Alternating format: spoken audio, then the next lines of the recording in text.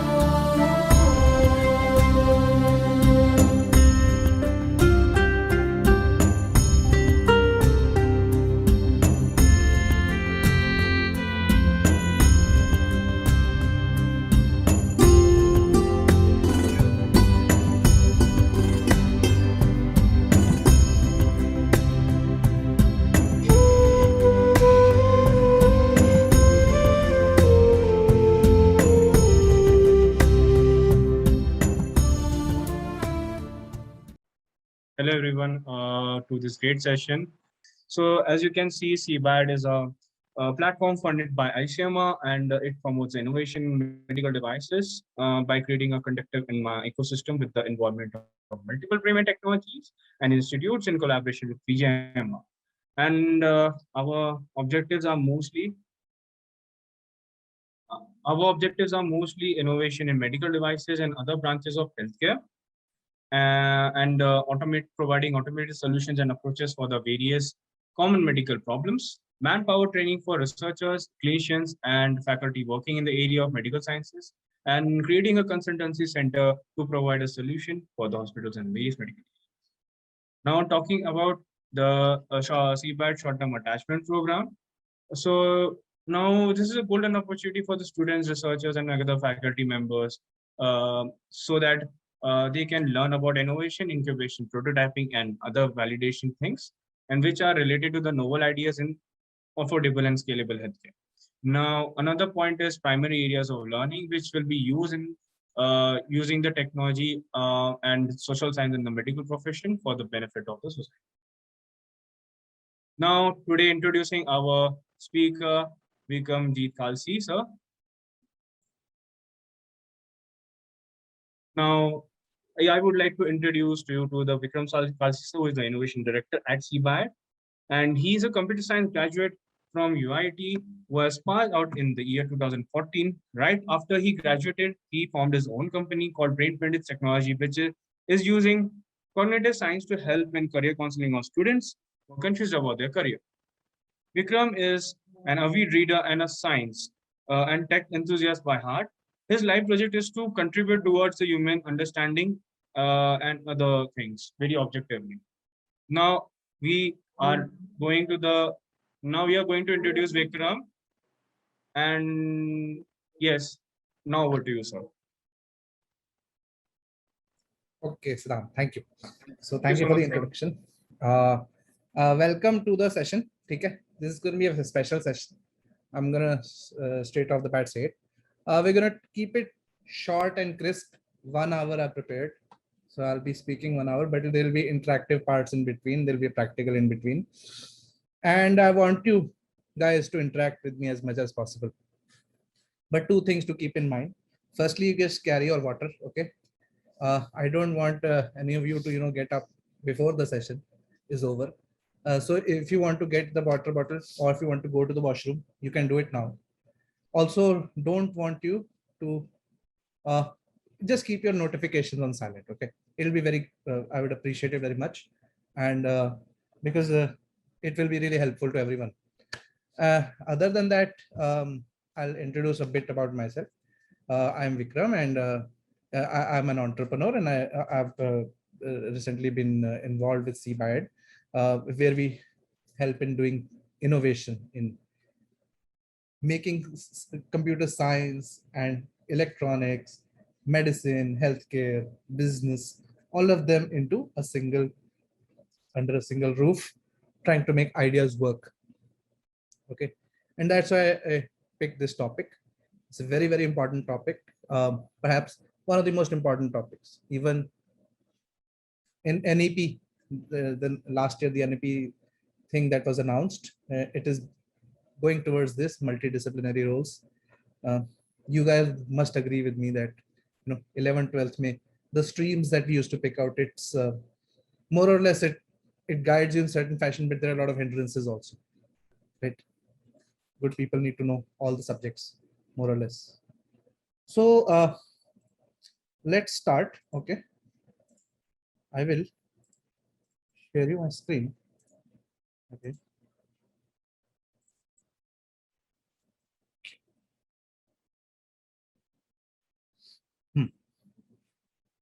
So I hope you can see it. Right. Yes, sir, we can. Okay, that's great. Thank you. So firstly, what we're going to talk about, we're going to talk about these 5 topics. Okay. Going to start by one. First, let's do the intro part. What is this? Can anyone tell me? This is a sort of, okay, I'm standing in between. This is a sort of graph. It's called as a hype cycle. And hype cycle is, it was originally made by Gartner, which is a research organization, which does research in all sorts of areas. So this is a hype cycle of healthcare. And what it does, what it explains us is that technologies, innovations, ideas have a period where everyone is interested in them, and then people lose interest.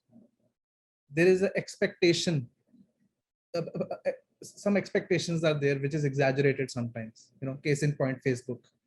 Everybody was using Facebook, a few years ago. Now it's not as much active. WhatsApp, everybody was using at one. They're using a lot of WhatsApp, but you get my point, right? So there is a time period where everything is so hot, TikTok, Snapchat, but then there is a cooling off period. And then there is a gradual peak of productivity, a plateau of productivity in which, things become part of our daily lives, like WhatsApp, which is like part of us now. So this is something that I wanted you to understand before we started the PPT, right? So why do I say this?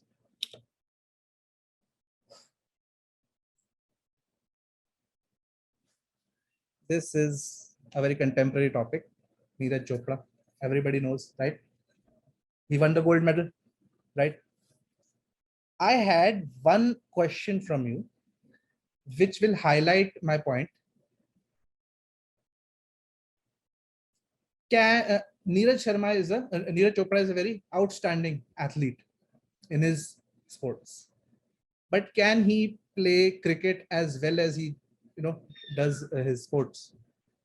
As far as he throws his javelin, can he play cricket as well, or volleyball as well, or any other sport? Can he do biotechnology or become a doctor as good as you? So the answer is obviously no. Why? Because there is an equation that's written around there.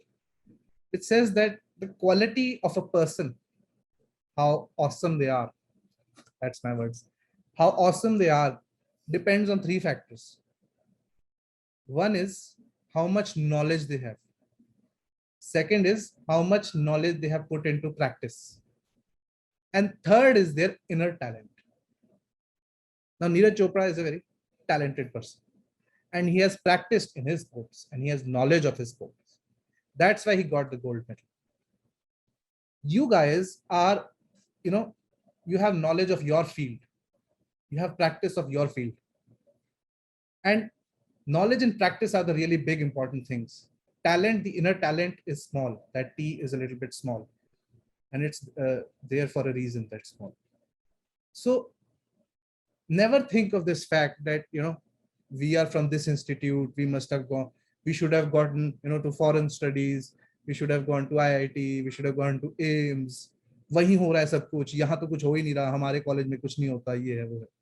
ऐसा नहीं होता, कोई difference नहीं. Difference बस ये है कि आप कितना पढ़ रहे हो, कितनी नॉलेज है आपको आपके एरिया में. And second is how much, effort and practice you're putting, converting that into. The inner talent part soon vanishes away.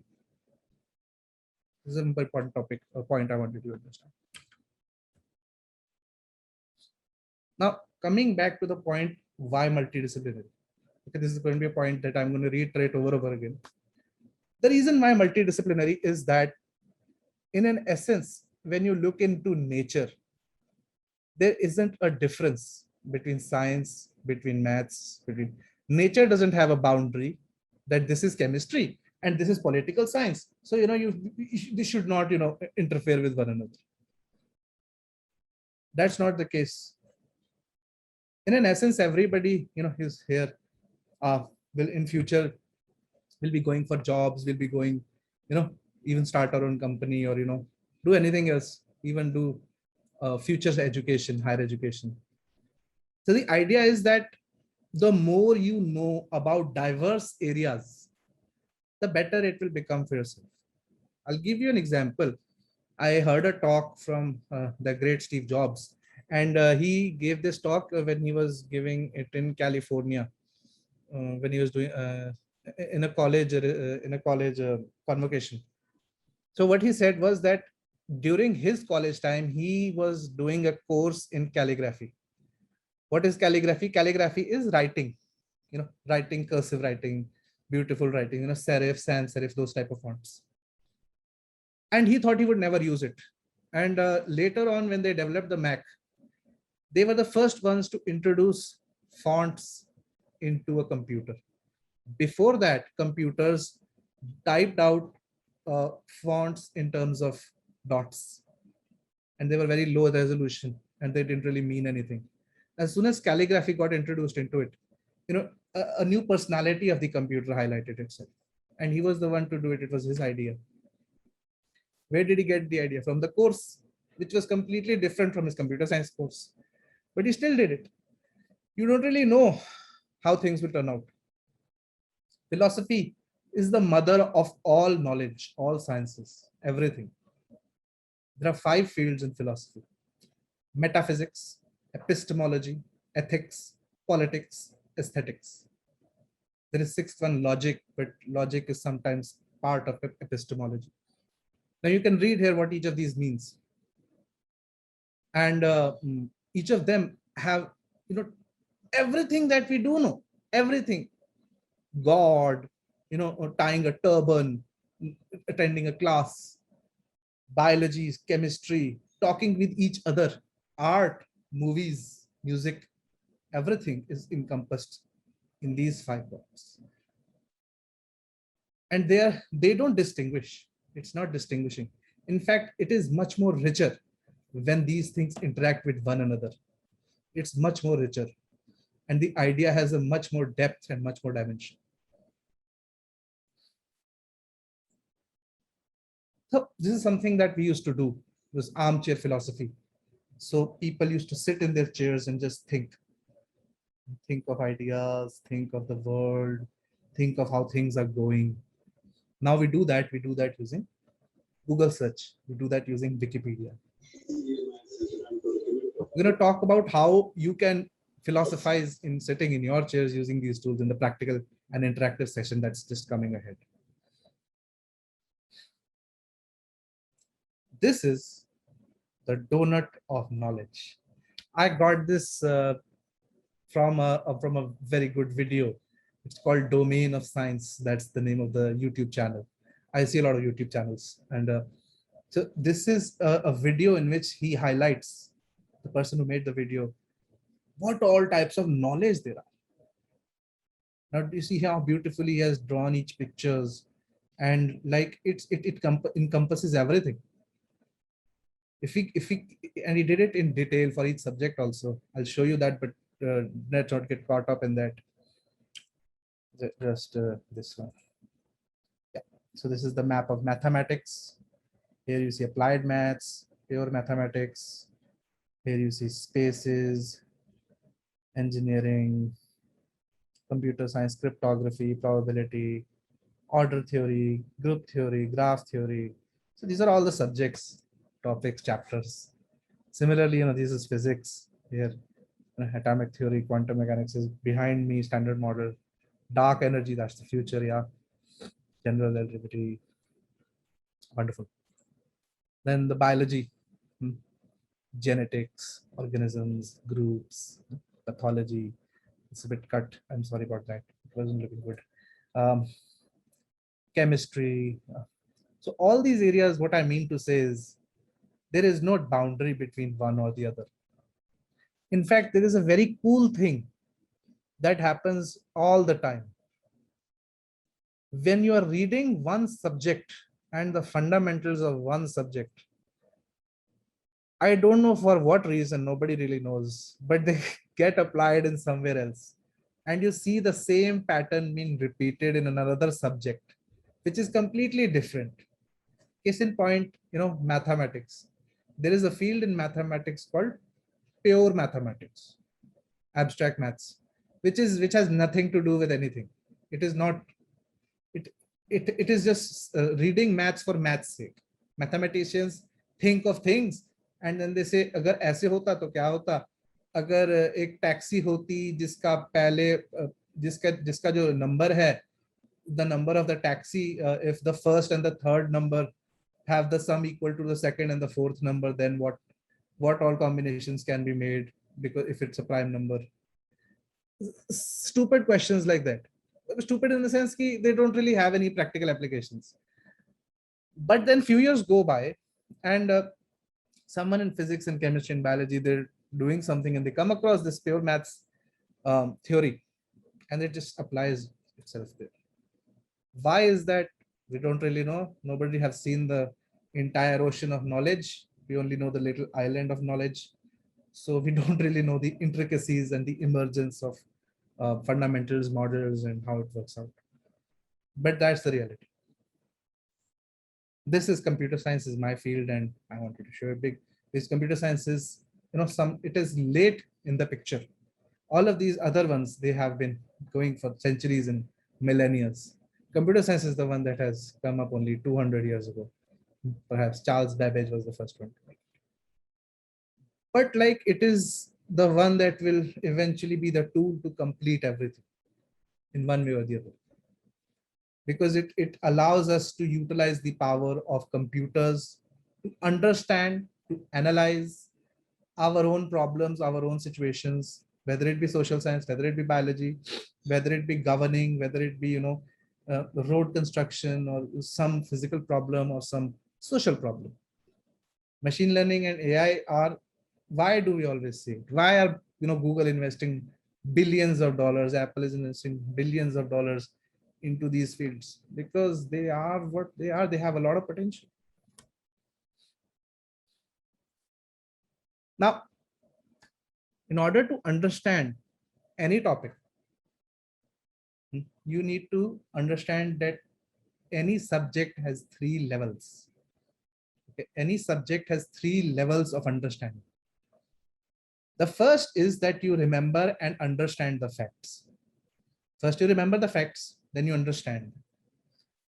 Like second battle of Panipat happened after the first battle. That would be one thing to remember. And then to understand why it happened. Then comes the second layer of applying what you have understood and then analyzing your application, which would mean that now we know that carbon dioxide, like car pollution, is causing global warming as it's producing greenhouse gases. So how do you apply that information? What you do is you say, okay, let's say I design a car that produces more carbon dioxide and one that produces less. And we do it in a room, and we see how the room's temperature increases. If it's a sunlight, on one side there is a window and sunlight is coming in. So then you apply that and you analyze your application. Okay, so one room got more hotter than the other. What does it mean? It means that greenhouse gases may cause carbon emission.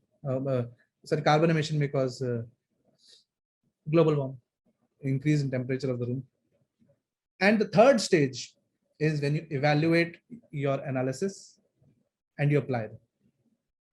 How would you evaluate it here? You would say that, okay, yeah, maybe the carbon dioxide is increasing the room's temperature, but maybe there are other factors involved. Or maybe it's not the carbon dioxide that's doing it. Maybe the carbon dioxide is interacting with some other part of the room, and that is what is causing the temperature to rise. And then you finally create things, create rules, create products, applications, guidelines. So generally, that's what has been happening in India, is that in general, our institution, I'm not pointing out any institution in particular, don't get me wrong, but generally what happens is that we get stuck in the level 1 of knowledge, which would be that we remember and understand the facts. This happens especially in schools. At least when I was in school, it used to happen. The second part of application and analysis, we do it, but it's like the cherry on the cake. The cake is mostly remembering and understanding the facts. And finally, the creation part is something that we are not able to do here. So what we do is, all of us Indians, we go to the US or we go to some other country and we become part of Intel or NASA or Apple, Google there, and then we do all those things. So in order for us to do them here, we have to start somewhere. Let's start at home. Let's start together. We and you, 33 participants, 32 idols, whatever. This is something I wanted you to know. Now, okay, I want you, next part is a video, okay? So this is a video, and what I want you to understand from this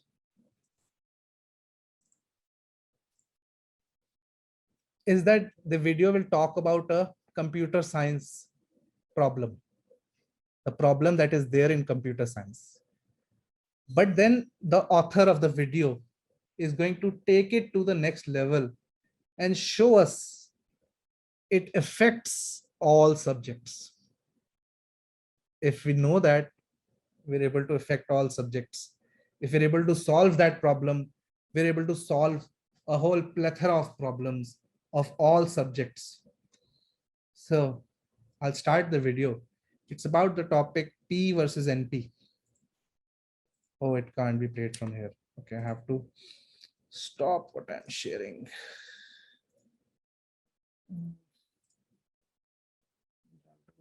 I'll share the screen one. And then I can.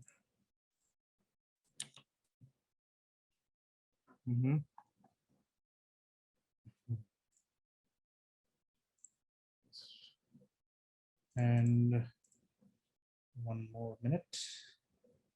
I just want you to. So I just want to share the audio and make sure that the audio is there. Yes, it's there. Yes. So now I'll play the video. Just hear it. It is a 6.5 minute video, but I want you to hear every word because it's very entertaining and interesting. Today I want to talk about the deepest unanswered question in computer science and maybe in all of math, a problem called P versus NP. And I want to talk about how ideas from computing show up in the everyday world around us, and how problems as seemingly disparate as protein folding and making up crossword puzzles share a common core difficulty that turns out to be a lot like Sudoku. Well, okay, basically it is Sudoku. In 2000, the Clay Institute offered $1 million each for the solutions to 7 key problems in math, the Millennium Prize problems. These are profound and difficult problems, and for most of them it takes a lot of specialized knowledge to even understand the question. Of the 7 problems, P versus NP was both the most recently conceived in 1971, and by far the easiest one to understand and explain. And in March 2010, the Clay Institute awarded the first of its 7 prizes for the solution to, yeah, not P versus NP. So, what is the P versus NP question? Well, back in the 70s, computer scientists were busily figuring out how to program their retro-fabulous cabinet-sized computers to solve all the world's problems. Sometimes the first program anyone could think of for a particular problem would be unworkably slow, but then, over time, people would come up with clever ways to make it faster. Or at least, that happened for some problems. For others, nobody was coming up with faster programs. To get a handle on the situation, they started sorting the problems into classes based on how fast a program could solve them. For problems like multiplication, they had really fast programs, and for others, like playing absolutely perfect chess, they figured out that there just was no fast program. But for a bunch in between, they weren't sure whether there was a fast way to do it. So they kept trying. This is where P and NP come in. Skipping a ton of details for a second, P is a class that basically includes all the problems that can be solved by a reasonably fast program, like multiplication or alphabetizing a list of names. And then, around and including P, we sort of discovered a class called NP. That's all the problems where if you're given a correct solution, you can at least check it in a reasonable amount of time. NP was totally maddening because it contained lots of important problems like vehicle routing and scheduling and problems in circuit design and databases. And often we'd get lucky and find that an NP problem was actually a part of P, and we'd have our fast program. But for a lot of them, that didn't seem to be happening. So people started to wonder whether everything in NP would turn out to be in P, or if there were some NP problems that were truly harder than the ones in P. That's the P versus NP question. If all the NP problems are really in P, a lot of important puzzles we've been struggling with are going to turn out to be easy for computers to solve. Puzzles connected to biology and curing cancer, puzzles in business and economics, we'd have a lot of miracle answers almost overnight. And also, the encryption we use for things like online banking would be easy to crack because it's based on NP problems. Okay, examples. I like to think of the problems in NP as being basically like puzzles, because I think what makes a puzzle is that it's a problem where you can give away the answer. And that's what NP means. Like with Sudoku. Sudoku puzzles can take a long time to solve, but if I give you a solved Sudoku grid, checking it for mistakes is pretty quick. Outside of NP are problems where it's hard to even check an answer.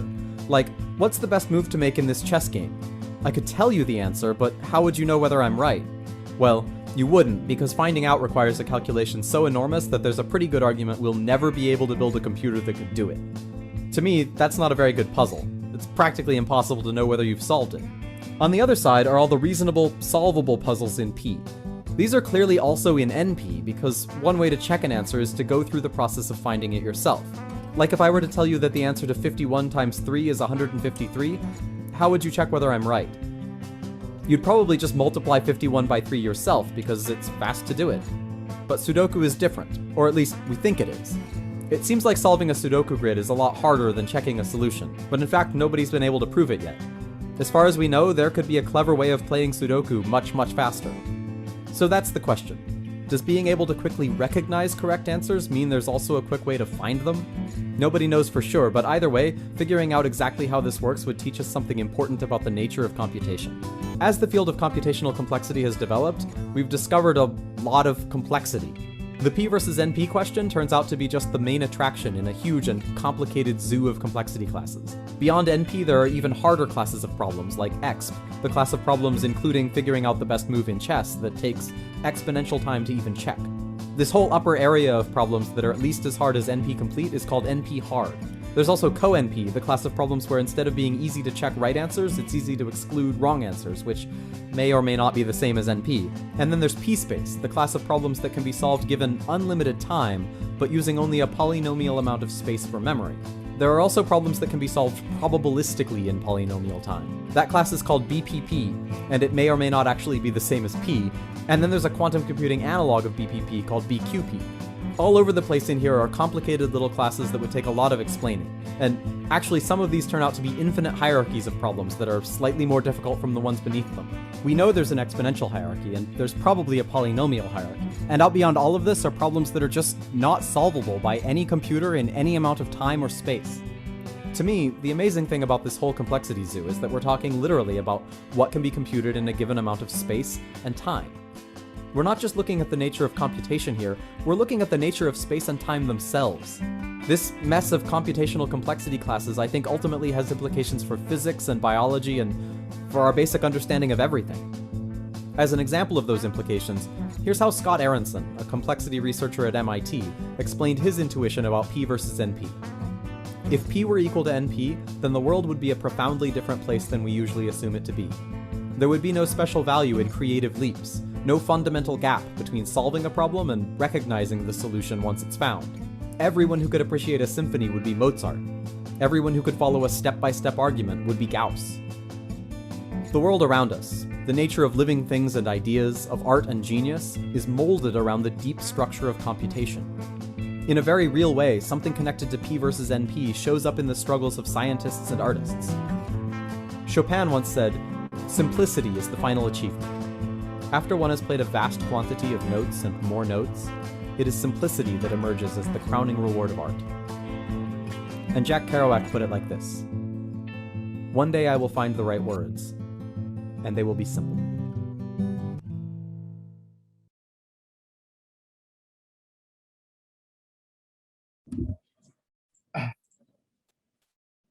Well, I hope you enjoyed it. And one of those Millennium Problems that was there shown, the 7 problems, each of which gets $1 million if you solve it immediately. One of them has gotten solved, and it got solved by a Russian mathematician, and he didn't take the money. He rejected the money. He didn't take the $1 million. He just wanted to solve the problem, I guess. So coming back to the point that now you understand that understanding each other's disciplines is important. But we don't have time. In reality, in practicality, we don't even have time to understand our own subjects. It's so deep, everything is so detail oriented, everything has branches within branches within branches. And it's that you become specialized in one area, it takes a lifetime, even that is less. So how do you do it? How do you learn about all other disciplines and still master your own? So there is one solution to this problem, which we thought It's called the Socratic Method. Okay, it was found by Socrates, who was the teacher of Plato in 2000 years ago. And what the question basically, it's a strategy, it's a method to understand knowledge, to ascertain knowledge, and to create importance, create the boundaries of knowledge. I would say. Traditionally, how me and you study in schools and colleges is that we have a structured approach. We have a syllabus, we have chapters, we have tests, assessments, quizzes, and we're preparing for those basically. So actually those quizzes and tests are designed to help us learn better and remember things. But what happens in the process is that it sucks all the joy out of learning, because a very important part of learning is exploration. If you can't be allowed to explore things, then you lose interest. People change their fields all the time, and that's one of the big reasons why they do it. They stop having joy for their own fields. So I promise you this, when you walk out of this lecture out, you will get invigorated about your own fields. You'll get invigorated about your friends' fields. And you'll get motivation to go ahead and do things. So how do we apply the Socratic method? It's very simple. You find experts of that field. So if I'm a computer scientist and I want to understand biology, I'll find a bio specialist or someone who knows bio more than me. And then step one is I'll ask them a open-ended, challenging question. Like I will say, what is the nucleus? Or in a cell, what is the nucleus? Maybe I know the cells, but my limit of knowledge is there. So this is what is called unstructured knowledge, unstructured learning. It is not structured in any fashion, but my own exploration. Like when we go to Google and we search things, or we go to Wikipedia and we search things, that is a kind of unstructured learning. And it's very important. And that's why Google is the #1 company right now, because of unstructured learning. Because when we are in our jobs and when we are doing stuff, we have to do stuff. When we are in our jobs, we're like, ye deadline hai, we need to do something, some shit by this time. And in order to do that thing, in order to do that shit, we don't know something, we don't know some technology, we don't know some theory, or we're like confused, we're not able to apply things. Then we go back to the drawing board, we do unstructured learning, we learn only things that are important to us, and we learn enough so that we can apply it. And in that fashion, you're able to learn other subjects from specialists by asking them questions and then by probing them further on areas which you don't understand, on areas which you find intriguing, or there is some doubt there, some gray area there, and then you keep doing that. You keep doing that, keep increasing your model, keep increasing the branches, and that way, and keep asking diverse group of people. If you ask the same group of people, you'll get the same answers over and over again, because they have their own theory in mind, and you have to understand everyone's theory in order to make the grand theory that covers all perspectives. So this is one method, and I thought that maybe we can do it as an example. So like most of you might be here from medical background. Are there any of you from engineering, or any of you from any other background other than medicine? It would be really nice if you can say in chat, or maybe we can unmute them and they can say it in audio also. So they are already unmuted. Okay. I think so that's a great chance for everyone to interact. Yeah, if you guys, if you want to say, please say it. Okay, I would really love to hear from you what you are doing, and if you're from medicine, you can tell me that also. So then we need two people who are from different, 2 or 3 people who are from different backgrounds, and then I'll give you an exercise and everybody can see what happens. Any volunteers, please come on. Good evening, sir. Hi. Yeah. My name is Raymond, Okay. and I'm doing MSc Physics. Okay, you're doing MSc Physics. And there is one Minu Watts. Minu Watts, I think, Watts me. Okay, so she's doing zoology. So Minu, can you turn on your audio?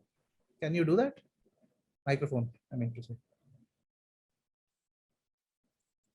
Can anyone else turn on their microphone? We have one person from physics. One other person who's not from physics. Hello, sir. So Hi. I'm Devani and Hi, I'm Devani. doing BSc in Biotechnology elective. Okay, that's great.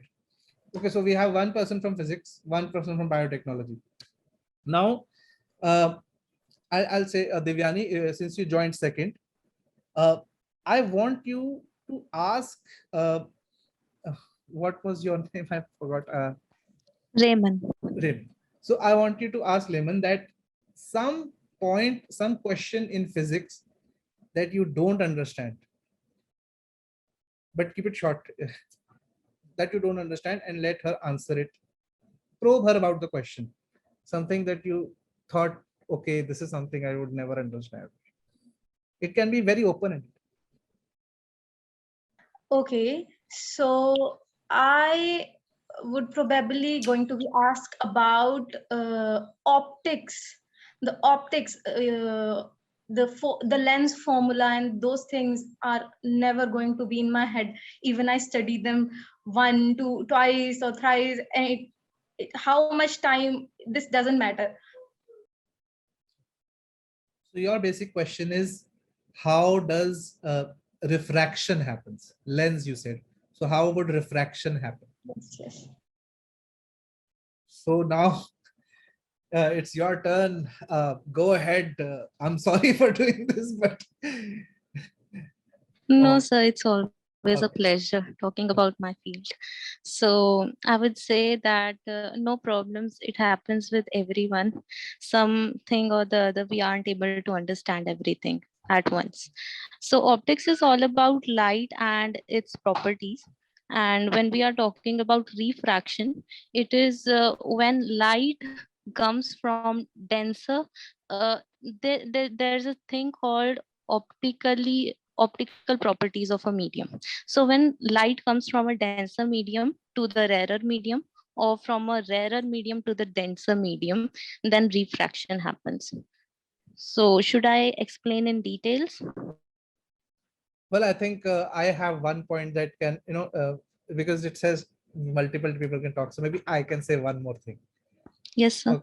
Okay. So what happens is that this is how we used to study it, and I had a lot of problem in at least making the diagram of lenses refraction, how to make it.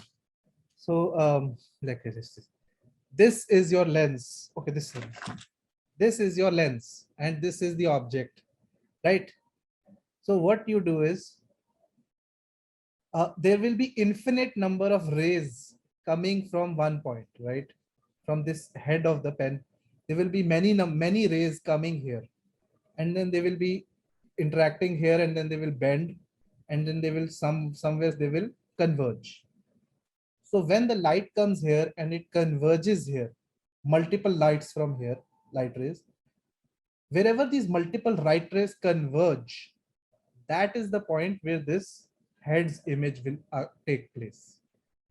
Now, do you remember that one of the rules was that if the light ray coming interacts with the center, then it will go back, then it will go through it. There will be no refraction taking place. You remember that? When in the 10th, when we were drawing the diagrams in the 11th. So Yes, one sir. light ray will come here, it will interact here. It will not interact with anything. It will just go like this. So it will probably be here. It goes here, is direction, may one light ray will go here. Another light rays, it is coming from the light above, it's coming here. It's yahan se takra ke, then it goes here. Another light rays, it goes here. It goes on the bilkul parallel to the principal axis, and then it will bend towards where? Towards the point where this line is here. So यहाँ से ऐसे करके वो extrapolate करके, so जहां वो दो lines मिलती हैं, वहां ये head की image बनेगी. Okay? So I understand that optics is a difficult part, and we can't really devote entire lecture to optics. So books are there on that. Point is that when you interact with experts of other fields, then you listen to them.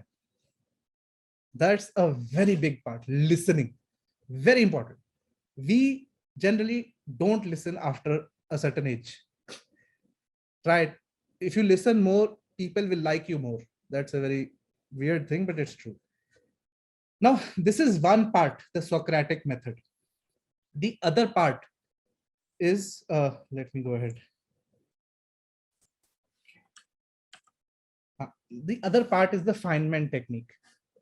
Has anyone heard of the Feynman technique? This is another Yes, way. sir. Okay, who said that? It was you only?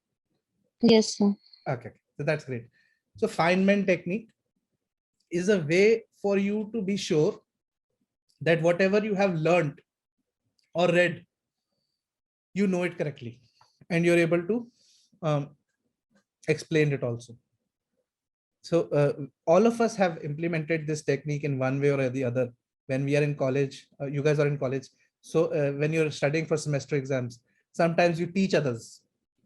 You teach others the subject you know, and the others will teach you the subject they know. And what happens in the process of teaching is that you understand your topic well. That's what it is. You're not doing the other person a favor. Actually, the other person is doing you a favor that is listening to you. So if you want to really explain a subject, you want to be a real expert at the subject, explain it to a child. So like if you can explain quantum mechanics to a child, then I'd say you understand quantum mechanics. If you can explain, advanced biology or genetics to a child, then, and they have no doubts. What happens is that when you're teaching, you'll get gaps, things which you should have told the listener beforehand. Then you rearrange your notes, or you think of things, or you think, why should not have said that? You review and you simplify things. So the Socratic method is one aspect of it. The other side of it is the Feynman technique. So with these two techniques, you interact with those around you, and you communicate and you collaborate with them.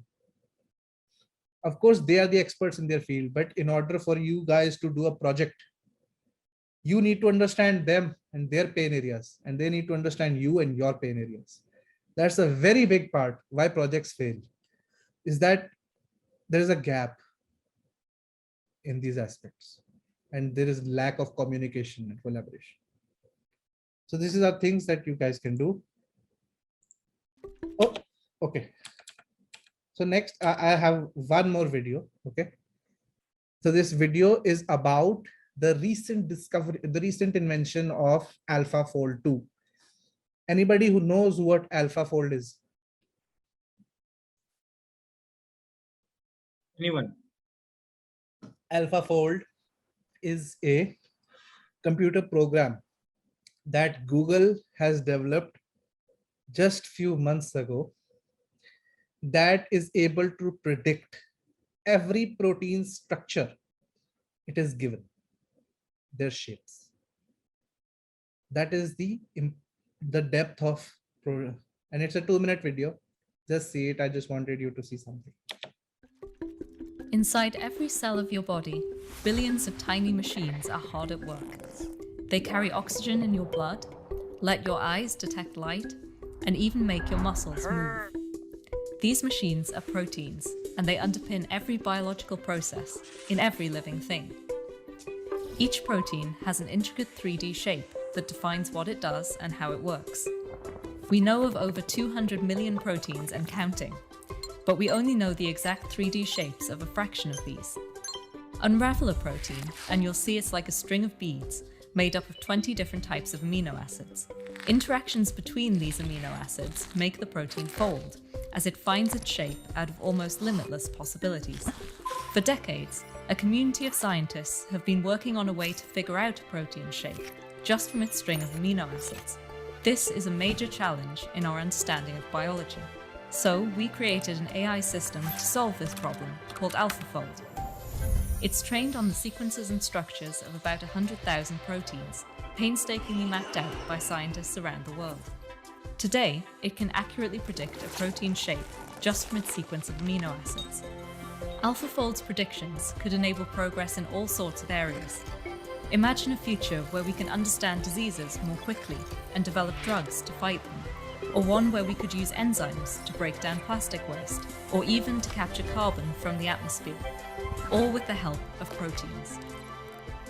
There's a lot more work to be done, but unlocking the shapes of these building blocks could help scientists better understand the natural world, and perhaps expand our knowledge of life itself. It was a very big problem of protein folding, which was there.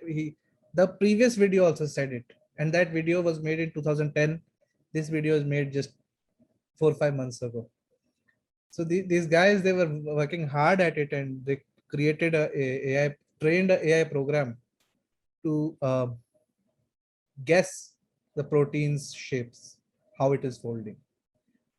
For those of you who are in biology, I am also not from biology, but I have been told this, that in an essence, when you go down to the cellular level, all interactions are almost because of the geometry of the shapes and sizes and how they interact. Different chemicals, different medicines, how they work, how they inhibit or enhance certain cells, functions, areas, cancers, all those things. Geometry is at the heart of it, how the structure of it looks like. So this is a very big problem, and they are able to guess it with, I think, 86% probability. That's what they were saying. They made a version 2 of it. They made a version 1, then they made a version 2. The idea is that if you guys as biologists know this, that this thing exists, just knowing this fact, then you'll get a computer scientist who can, help you guys, and then both of you together can help, either destroy plastic out of the earth, or, reverse global engineering, or, maybe whatever. Maybe even we can do genetic engineering. I know that's ethically questionable, and there's a gray area there, but, at least heal the genetic problems of people, genetic diseases and all that. It could be very wonderful. So this program is available for free. You can use it and download it, install it on your computer. It will work. This is a tool, and these are what we're going to do, learn things. So this begins, ends the second part. Now the third part is scientific rigor and business sense, how these two interact. Okay, business I've been keeping it to the side because it's a thing to deal of its own. Do you guys know who these two people are? Any guess? So first one, Nikola Tesla. Yes, you're correct. So first one is Nikola Tesla. Second one is Thomas Alva Edison. So I think some of you will know it, but I'll just repeat it for the ones who don't. These two were rivals. They were rivals, and Alva Edison invented DC current, and Nikola Tesla invented AC current. And AC current is much safer than DC current, and it has many benefits, like it's like efficient over distances. Thomas Alva Edison by heart was a businessman. Nikola Tesla by heart was a scientist. And Edison tried all sorts of tricks and things in order for Tesla to fail and AC current to fail. Case in point, it was Thomas Alva Edison who invented the electric chair. The electric chair is there to kill people with AC current. And he wanted to show how dangerous AC current is by that phenomena. And he said that this is a thing, you can kill people with it.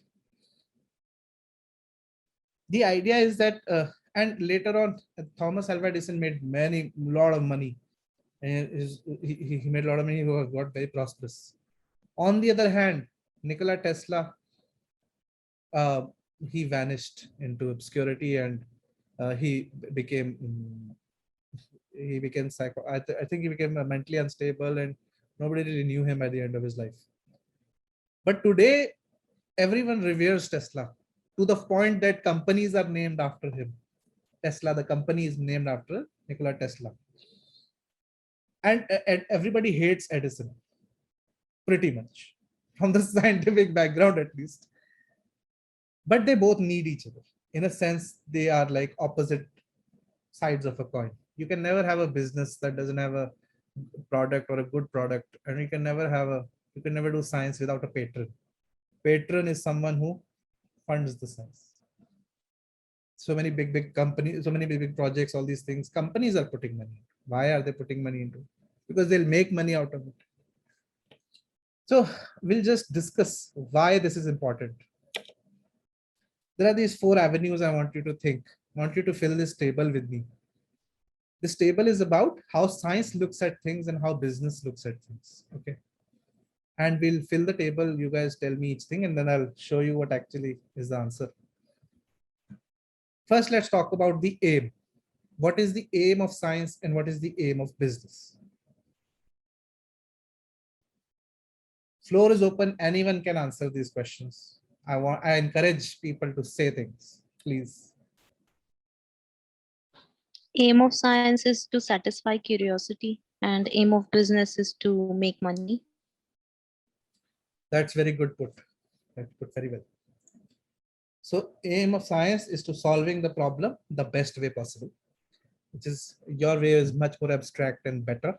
I agree with that. Your way, your answer much more. And second is business is making profit.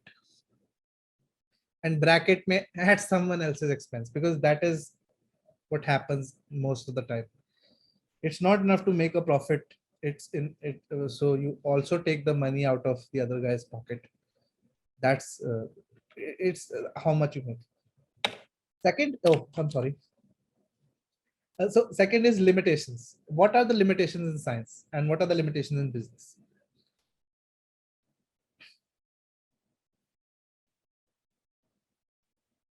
What are the limitations of science? What are the limitations in business?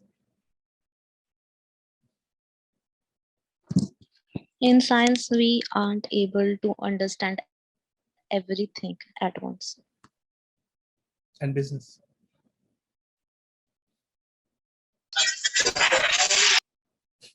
Okay, I'll say, I'll show you. Sorry?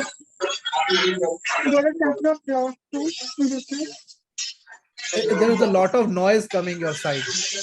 Maybe you can type the answer. Maybe you can type the answer. Science is, yeah. So people were typing.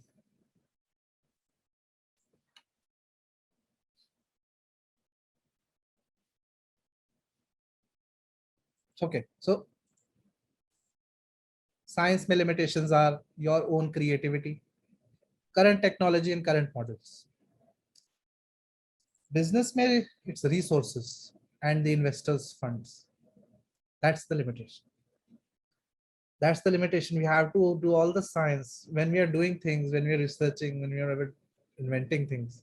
If you're even doing your own company, the biggest thing you have to understand is how much money you have, how you're going to spend it. Very important. Okay, what is the bottom line or the prime consideration in science? What is the prime consideration in business? The most important thing in science, most important thing in business. Most important thing in science is questions that are not answered. And in business, it is things that are not exploited to the making of profit point. Well, I agree. So the prime consideration that the problem is solved, that whatever problem, that there are problems to solve and we solve them. And for business, the prime consideration is that the shareholders earn a profit. That's being specific. It's not that everyone earns a profit. It's that the ones who own the business, they earn the profit. Okay, next is rewards. So I'll fill it this one. The rewards in science. What are the rewards? It's intellectual fame, joy of solving the problem. That's all we need. And rewards in business, as you guess it, it will be money and money. Now the point is that neither one of them is good or bad, but it's that they are symbiotic. They need each other. And you need to understand the pain areas of the ones who are, leading the project, or, they're who are the owners or the investors of the labs that you guys are working in. Maybe you're yourself an entrepreneur, then you will understand it much more better. Then you need to understand their perspective, the ones who are doing the science, that solving the problem is important, and cutting corners doesn't solve anything.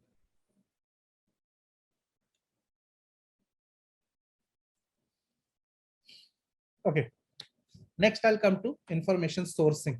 This is a practical, so I'll be doing the practical part. I hope you're able to see my screen, right? So what we're going to do in information sourcing is that I'm going to show you how I do research. Okay, and by that what I mean is I do I have done primary research. In fact, I've published 5 research papers in medicine when working in CPAD, and before that in my company we made 5 copyrights in cognitive science and career counseling algorithms to suggest people which careers are fit for. But that's boring. More important is how to do it, how to do research. What's the strategy? Basic strategy is never do primary research straight hand. There are 2 types of research: primary research, secondary research. Primary research is the actual research. When we think of the word research, that's what we find, that there's a lab coat wearing scientist, they have some chemicals and they're doing something, they're noting down the observation, then they're doing the other chemical reaction, they're doing the other, they're looking at the other cells, they're looking at through the lens of the microscope. So that is the traditional research. What more we want to do is secondary research. Secondary research is to understand what others have done, what others have researched, what others are saying or doing. So what is the biggest source for that? There is one biggest source, and then there is one thing that everybody knows is this website, Google News. So what I do is every day 3-4 times I do it. I see stories, right? So right now we see that reports of 150 Taliban being kidnapped in airport. So this is like a India ki story. Other source. So now look at this: needle-free plasmid DNA COVID vaccine gets DCGI nod. So this Zydus Cadilla's vaccine gets the nod from one of the organizations in India. So what I do is I save these stories. I have saved all stories that are meaningful to me, and I keep them. I study all of them. I try to remember each one of them. What are the facts? What has been done? So do you see that once you start reading Google News, it will start suggesting you those stories which you guys are interested in, because you will click on those more and it will keep a mind. So I really click on neuroscience, and lately I've developed this blockchain ki fascination. Also, AI is also one thing. I also look at investments and how these. So now this is the Reinman hypothesis, that Reinman problem, that was the millennial problem, one of the problems. So recently it was said it is being solved. It was solved. Some Indian scientist said that I solved it, and there was a lot of confusion. Yes, this Hyderabad physicist said he had solved this problem, and he's still waiting the answer. Nobody's giving him money really yet. They're saying that the problem might not be solved, basically. This was the guy who did it. So this is the way to do sourcing. One way. This is more exploration. Second is directed approach. So this is a tool. I think you guys will have equal tools. Like one tool is Mendel, Crossref, PubMed.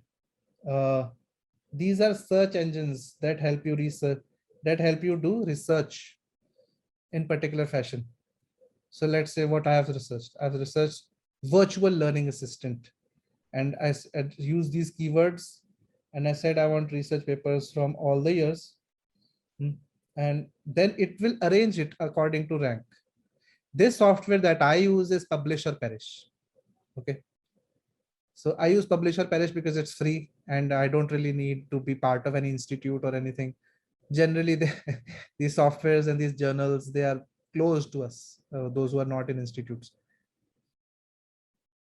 And then you start reading on each one of them. So it has arranged it already by rank, which means that it has already seen what are the how many citations it has, and like in which year it was produced and how important it is. Maybe it's produced last year, but it has so many citations that per date citation is higher. So then I open this by double clicking it. Now this is an article. This is a research paper in Nature magazine. Nature is a very, very highly rated scientific journal. So sometimes these are available to download. So then you can download them. Right. And this is here it comes. But sometimes they are not available. And they are behind some paywall that you have to pay something, have to do some other things. So for that, I'm not going to endorse it. And I'm not going to tell you what you need to do. But do you guys know of Sci-Hub? Sci-Hub or LibGen? Any of you know of the website scihub.se? Yes, sir. Okay. So you know, so it's like a very good analogy will be, it's like the Pirate Bay. It's like the Pirate Bay of research papers. Okay. So what you do is you go there, you paste the URL. I'm not saying you should do it. You should not do that. You go there, you paste the URL of the research that is behind the paywall, and voila, you'll get the research paper. And that's how you do secondary research. You find out things, what are the things that are being said about a field, and what are the things that are being said contemporarily, and who is quoting those citations, who is saying कि यार ये लोग ठीक कह रहे हैं, ये लोग ठीक कह रहे हैं, ये लोग ठीक है, तो फिर आप भी देखो ना क्या कह रहे हैं. तो अगर आपने 3 4 5 6 लोगों का देख लिया जो सब ठीक कह रहे हैं, then you get to understand what is the contemporary viewpoint and where the science really ends and where all we need to go. So this one software is Publish or Perish. Another is like you do the Google News. Okay.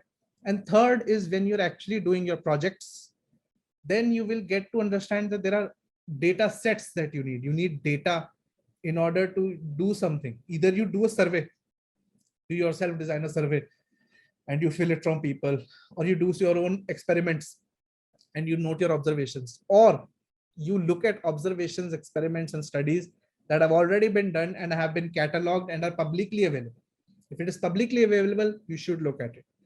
The more you look at these things, the more ideas and knowledge you get. So this is a tab I have here. And like these are all the data sets that are available for free. So the biggest two that I will like to tell you is this one and this one. So one is this data search. One is called research.google.com. Very simple enough. It's research.google.com. And you will find all the research data sets, all the experiment analysis over here, the actual raw data also. You can download from here. And it is a plethora of all the websites that are existing like Figshare, OSF, Kaggle. So you'll get, so this is the meta search engine of all of these. And the second meta search engine is the Harvard Dataverse. It's called the dataverse.harvard.edu. And you can find data sets of all these subjects. You can see there are 116,000 data sets available here. COVID का भी data set है यहाँ पे. तो in an essence, ये सब आपको already available है. यानी कि secondary research करना आसान ही नहीं, free है. और हमें करनी चाहिए. Why? Because it will give you direction to do primary research. The awesome thing about primary research is that your degrees of freedom are immense. You can do whatever you want, but exactly what you want to do, is the real challenge. That you can get only out of secondary research by looking at what others have seen or others have done, and then doing something different or the same or something like that. So coming back to it, that was the part of how to do a little bit of sourcing information. Next, we look at, this was primary and secondary research and the practical that we did. So next, I'll talk about the last part and then I'm over. I don't want to drone on things, and then we can do a next session next time. And I would encourage you to get your friends, because would want more people to listen to it. It will be very beneficial to everyone. So next time, get your friends. So why so multidisciplinary? Why are we saying multidisciplinary? Why is it? मैं ये क्यों अपनी field में रहो, अपनी field में specialisation कर लो. You become the best biologist, you become the best neuroscientist, you become the best businessman, you become the best engineer. Why do you need to learn anyone else's field? There is an answer to this. This is a specific answer. This is a very awesome photograph. So this photograph has, can you recognize the people in here? Can you name some of the people in this photograph? Please. Albert Einstein. Yeah, he's in the center. That's obvious. Albert Einstein is very recognizable. On the top left, this guy, Erwin Schrödinger. This is Madame Curie, right? This is Dirac. This is Pauli. Dirac is here somewhere. So there is also Wolfgang. So all of these greatest physicists of the 20th century, all of them are there in this photograph. Everyone. Because in 1927, there was the Solvay conference in which everyone was wanting to discuss what is this new thing that we are finding, that there are things within the atom also, that the atom is not the fundamental building block of life, of nature. There are things beneath it. Underneath, there is another layer of abstraction. There are another set of rules that are different from Newtonian mechanics. And they're completely different. And they disobey logic, and they're non-intuitive. And God does not play dice. And they're all probabilistic. And this was a catastrophe. Everyone was in turmoil. So they had this conference. So before this conference, almost all the single field inventions and discoveries that needed to happen have pretty much happened. Newton had done the optics and Newtonian mechanics. He alone, before the age of 30, he did it all before the age of 30. What? Classical mechanics he invented. Then he said, I'll invent optics. Then he said, okay, in order to invent optics, I'm getting some problems. So let me invent calculus in order to solve optics. So he invented calculus, he invented optics, and he invented mechanics, all before the age of 30. And he did it all that was pure physics that was going into consideration, had mathematical tools, but yes, it was pretty much in physics. So all the big discoveries and big inventions that needed to take place, the problems that needed to be solved in single fields have been done. The only problems that are left in these fields are the ones that require other experts to solve them. I'll show you this picture. I'll show you this thing. So this, everybody in 2012 must have heard that, we discovered the Higgs boson. So this is the Higgs boson that was the God particle. Everybody, God particle has been discovered. God particle. This is the God particle, and this is the paper that was written. So it's a 25-page paper. Okay. That says, okay, this is discovered in 2012 and CERN and Atlas. And this is all that there, standard model. Do you know how many authors were there for this paper? Don't look at these two people. These are just look at this. The entire department. So I will tell you this is the separate page. This is page 20 pages document of the authors of this paper. There are 5,000 authors here. 5,000 authors for this 25-page paper. All of these are authors. Why am I showing you this? I'm showing you this because this is a very big discovery that happened in our lifetime. And it has been done by not one person. It hasn't been done by a Newton, or it hasn't been done by an Einstein. It has been done by all these people who've been working painstakingly hard. I'm not saying that genius is not there. I'm saying that the genius needs other genius. The problems are so complex. Genius is not enough. You need more genius. More than one, you need 2, 3, 10, 100. That's why I'm saying over and over again that it's important to understand each other's fields. You all will get jobs, or I'm saying this because it's very practical and so that you guys keep in mind. And I'm almost finished also. Last few, 1 slide, 2 slides. Just want to say that you'll get jobs, and I've hired a lot of people in my organization. And what we look at when we're hiring is that the other person, there are a few things. The biggest thing to look at is that if the person is a good communicator and a good collaborator. I do not care if he's the greatest genius on earth. If he can't work with a team, he is or she is of no value. He or she is of no value. I would much rather prefer someone who is moderately good at a subject, but a good collaborator and good talker, than someone who is, has their own mood swings and all that, but they're good. So I understand that it's a very romanticized topic, geniuses who are, weird and they're all that, but then you have to collaborate. You have to collaborate in one way or another. You have to, otherwise it won't function. Like, for example, I'll show you this.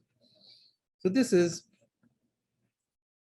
the landscape of medical companies. And what are they into? They're into, let's see, into care management, EMR, practice management, communication, diagnostics, radiology. All of these are companies. Company logos are there. Patient monitoring companies, pharmacy companies, hospital navigation, readmissions, reemergence, infection control, patient experience, clinical decision support, appointments and reference, surgery. All of them require different people to work. If you are able to do more than one role, you will be indispensable to wherever you work. You will have more value. People will like you more. You'll motivate more people under you, and you're off your way to becoming a good career path. Even if you don't want to go into medicine, even if you don't want to go into healthcare, you go into any other field. Like, this is all the companies in which artificial intelligence is being implemented. Just one tool in computer science is being implemented in healthcare. It's being implemented in retail, in government city planning, legal, mining, food, agriculture, energy, telecom, manufacturing, education, media and entertainment, finance, transportation, construction, sales, computer vision, AI processing. I mean, these are the things that are being implemented below, and they're being implemented on all these above industries. Point is that, again, that's why it's important to understand each other's fields. So I don't want to drone on anymore.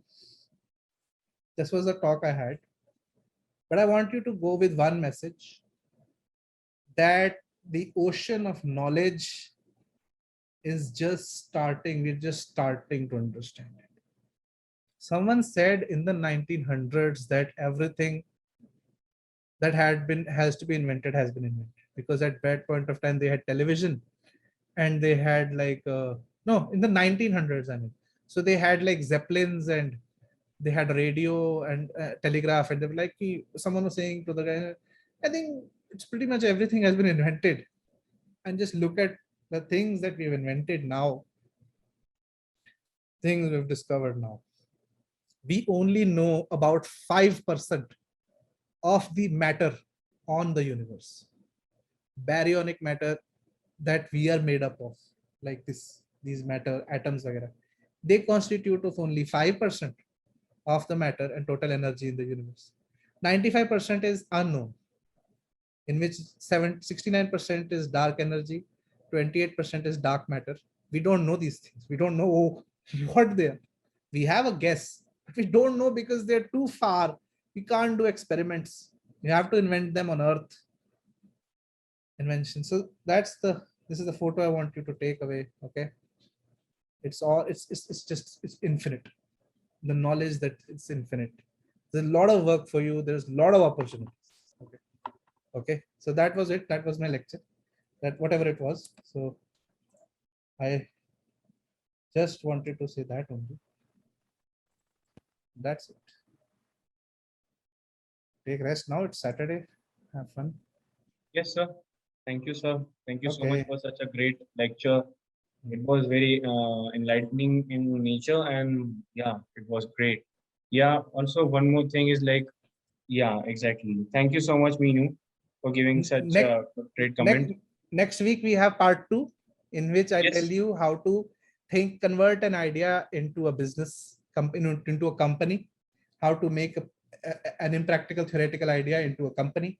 So get your friends, get everybody, and at the end of these 2 sessions, we'll invite 10 people to come and work with us in an apprenticeship.